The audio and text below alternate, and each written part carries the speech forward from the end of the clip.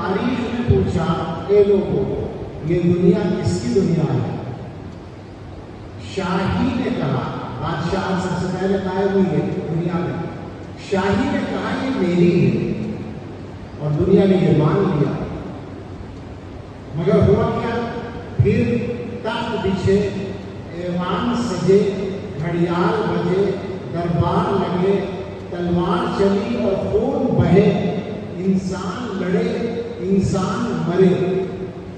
دنیا نے آخر شاہی کو پہچان لیا، پہچان لیا۔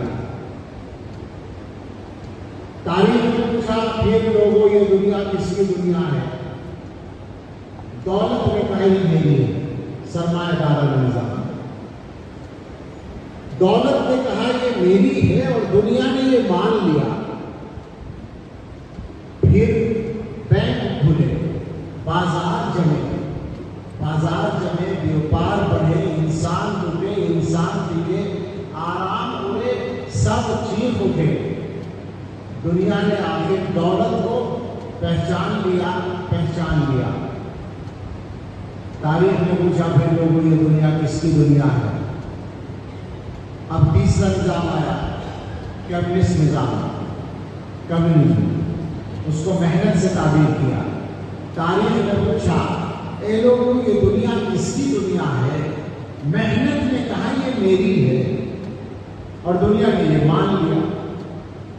پھر روح دبی، پھر پیٹ بڑھے، افکار سڑے، کردار گرے، ایمان لٹے، اخلاق جلے، انسان نرے حیوان بنے۔ دنیا نے آخر محنت کو پہچان لیا، پہچان لیا۔ سب کے تجربے ہو چکے۔ تاریخ نے پوچھا پھر لوگوں یہ دنیا کس کی دنیا ہے؟ مومن نے کہا اللہ کی ہے، اور دنیا نے یہ مان لیا۔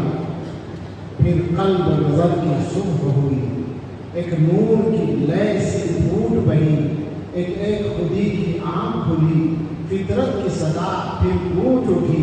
دنیا نے آخر آقا کو پہچان لیا، پہچان لیا۔